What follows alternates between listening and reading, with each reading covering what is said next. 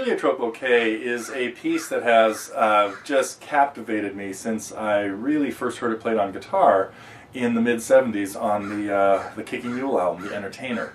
And I was definitely on a big ragtime, I don't know, kick then, partly because I used to hear my grandmother played all this stuff on the piano, played stuff like Nola.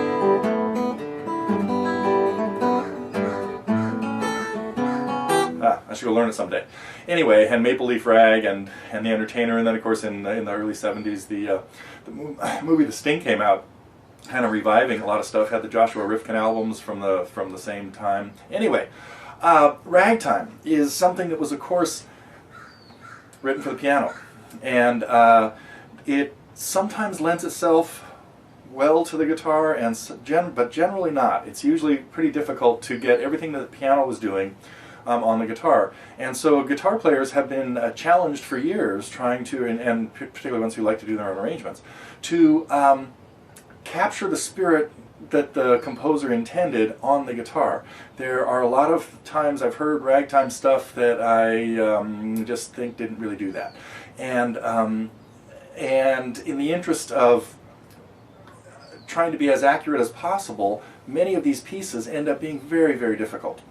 And so I learned quite a few of them back in the 70s, and kept playing them through the 80s. Wrote a few of my own in the mid 80s. Yesterday's News, and one later, Leapfrog Rag, much later, 20 years later, I guess.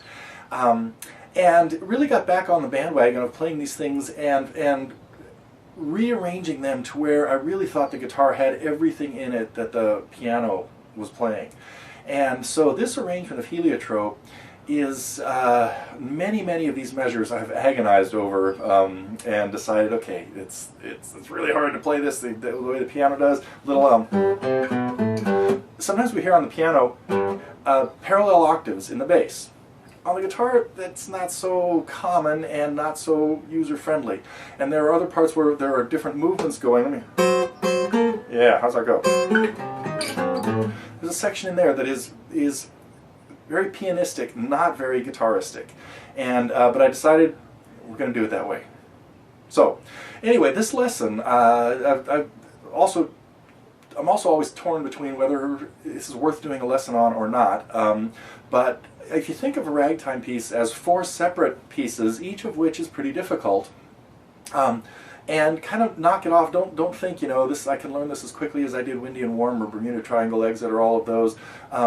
It's a lot. It's more like classical gas. Like a lot of each part, each of maybe 3 or 4 parts could be a whole song. So I encourage you to tackle it in sections, which is how we're going to take a look at this lesson. So the full playthrough here is one I recorded a little while ago after after working on it for months.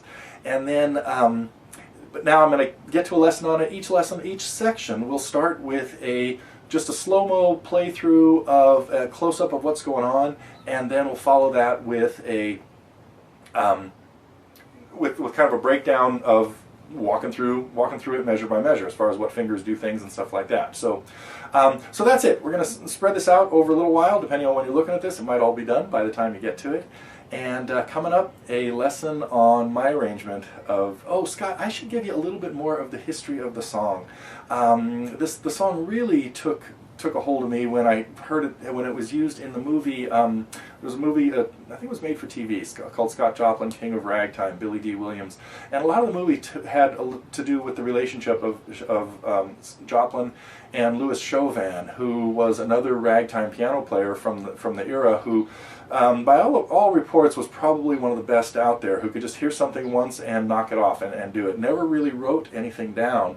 And as he was nearing the end of his life, unfortunately young life, he, in the movie at least, he implored Scott to help him write down what he considered was his masterpiece, Heliotrope Bouquet. And what he had were 2 sections. Very jazzy kind of sounding chords. And very moody and melancholy, you know, not the body ragtime honky-tonk that a lot of people associate with ragtime. And then had a little jazzier section.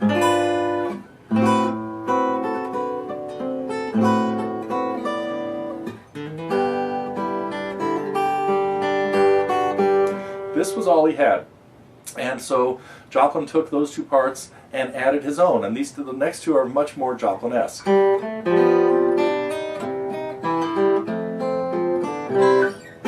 Etc. We'll talk more about them as we break into them. But and in the third part, he even quotes a little bit of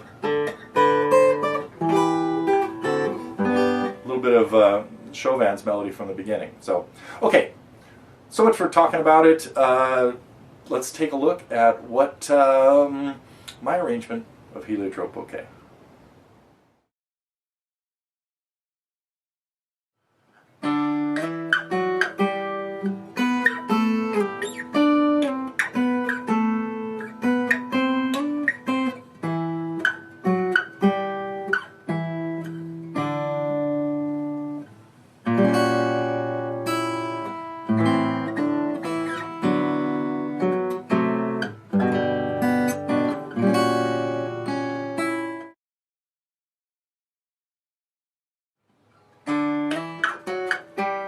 I mentioned in a little preview to this that there are some things we do in here that are more pianistic than guitaristic, and in the introduction I decided to go ahead and play the parallel octaves that many ragtime pieces start off with. So this is not really that difficult. It's just notes that are an octave apart. If you think about a C chord, we got two C's on the 5th string at the 3rd fret and on the 2nd string at the 1st fret.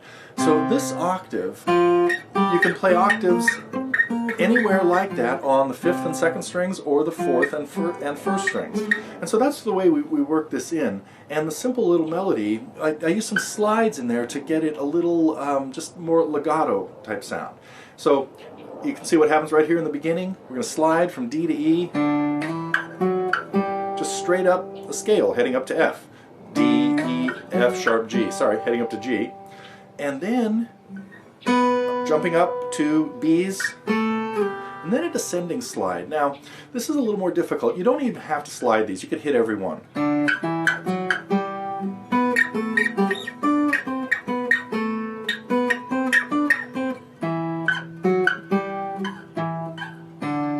But a couple of slides in there to smooth it out a little bit. Now, an ascending slide, one of the keys to that is, well, all of the slides that happen in here are only a whole step, 2 frets apart. And you're best off making sure that your thumb does not move when you do this. Don't let your whole arm move when you do a slide. It's hard to stop. So have your thumb in a spot that you can grab these 2 notes at the 3rd and 5th frets and shoot them up to the 5th and 7th without your thumb going anywhere. See where my thumb is still? Then I'm going to move it. And I'm not going to move my thumb for those 2 spots either.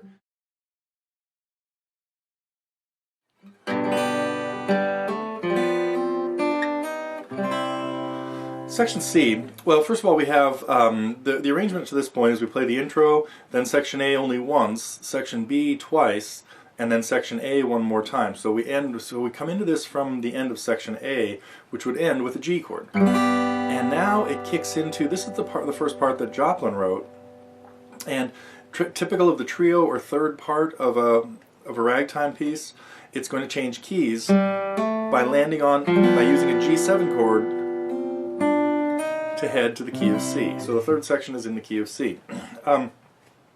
So we hit this G chord, and I've got a hammer on, then come in and hit the F in the bass, hammer on the C, the D, slide it to D sharp, and land on a C chord. Now there are quite a few tricky moves coming up in this section. Well, maybe no more than any others. We'll see.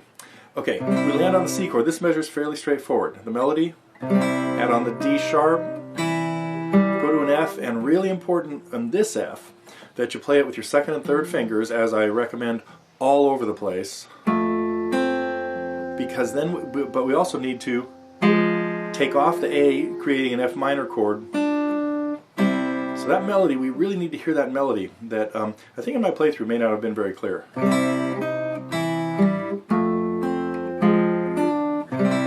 Now we have a big jump up the neck, and your 3rd finger is the key to this. It's going to the 10th fret, to the G up here, and we're adding an A on the 10th fret as well of the 2nd string. And then we need to land a bar, excuse me, a bar at the 8th, right behind it. So not a lot of notes have to go down here.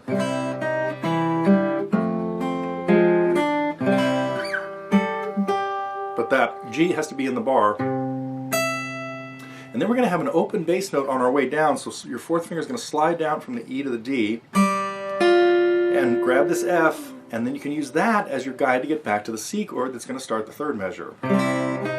Now this time around, we're going to hear that same kind of F thing, but this time the bass is different, so we need to play the A with your third finger this time, so that we can have your second finger available to play the F sharp, and then your third finger up here comes off, getting the A flat. And that's another very tricky move.